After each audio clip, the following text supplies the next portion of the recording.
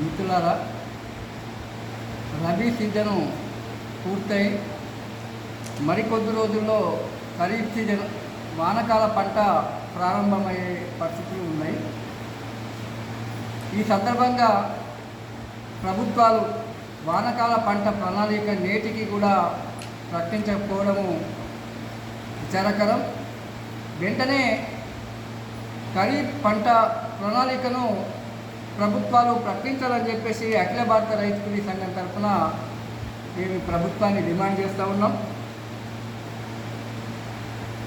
ఈ ఖరీఫ్ పంటలో ప్రధానంగా రైతాంగానికి విత్తనాలు, ఎరువులు, క్రిమి సంహారక మందులు అందించాలని, ఎస్సీ ఎస్టీ రైతులకైతే, సన్న చిన్నకారు రైతులకైతే ఉచితంగా విత్తనాలు, ఎరువులు అందజేయాలని, మిగతా రైతులకు 50% సబ్సిడీపై అందజేయాలని చెప్పేసి మేము ఈ ప్రభుత్వాన్ని డిమాండ్ చేస్తూ ఉన్నాం. ప్రభుత్వం ఇదివరకే ప్రకటించినటువంటి 2 లక్షల రుణమాఫీ వెంటనే అమలు చేయాలని చెప్పేసి కూడా మేము డిమాండ్ చేస్తూ ఉన్నాం. దీనితో పాటు కేంద్ర రాష్ట్ర ప్రభుత్వాలు, మరియు ముఖ్యంగా కేంద్ర ప్రభుత్వం పంటలకు మద్దతు ధర అనేది కూడా సీజన్కు ముందు ప్రకటించేటువంటి ఆనవాయితీ నుంచి తప్పుకుంటూ ఉంది. ఇప్పటికైనా మద్దతు ధరను ప్రకటించాలని చెప్పేసి, మరీ ముఖ్యంగా స్వామినాథన్ సూచనల మేరకు పంట పెట్టుబడి ఖర్చుల మీద 50% అదనంగా కలిపి C2+50% ధరలు ఇవ్వాలని చెప్పేసి అఖిల భారత రైతు కూలీ సంఘంగా మేము ఈ ప్రభుత్వాన్ని డిమాండ్ చేస్తూ ఉన్నాం. అదే కాకుండా గత కొన్ని రోజులుగా అకాల వర్షాల వల్ల, వడగండ్ల వల్ల జిల్లాలో అనేకమైనటువంటి రైతాంగానికి ఇబ్బంది కలిగింది. కొన్ని చోట్ల ధాన్యం తడిసింది, కొన్ని చోట్ల పంట నష్టపోయింది. అట్లా పంట నష్టపోయినటువంటి రైతాంగాన్ని అందరికీ కూడా నష్టపరిహారం ఇవ్వాలని చెప్పేసి కూడా మేము ఈ ప్రభుత్వాన్ని డిమాండ్ చేస్తూ ఉన్నాం. ఇదివరకు ప్రభుత్వాలు విత్తనాల మీద, ఎరువుల మీద సబ్సిడీ అనేది కొనసాగించేది. కాలక్రమేణా అది ఎత్తివేయడం జరిగింది. ఇప్పటికైనా విత్తనాల మీద సబ్సిడీని ప్రభుత్వాలు అందించాలా.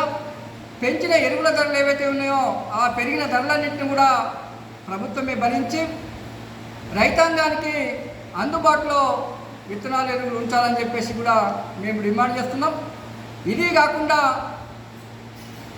ఏదైతే రైతులకు పంటలకు బీమా అనేది పద్ధతి ఉండేది గతంలో, ఆ బీమా పథకాన్ని కూడా ప్రభుత్వమే కొనసాగించాలా.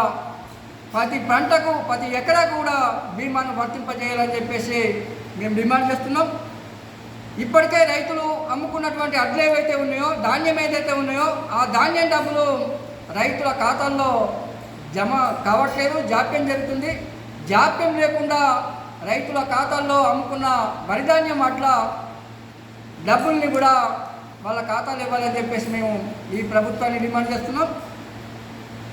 ఈ రకంగా రైతాంగ సమస్యలు ఏవైతే ఉన్నాయో, మరీ ముఖ్యంగా ఈ వానకాల పంట ప్రణాళిక వెంటనే ప్రకటించి రైతులకు సహాయపడే విధంగా ఉండాలని, మరీ ముఖ్యంగా రైతుల్ని చైతన్యపరిచే కార్యక్రమంలో భాగంగా ప్రతిసారి కూడా గతంలో కొనసాగిన సాంప్రదాయం ఆత్మ నిధుల చేత రైతుల్ని టూర్లకు తీసుకెళ్ళి పంటల పరిశీలన చేసి రైతుల్ని ప్రోత్సహించేటువంటి పద్ధతి ఉండేది.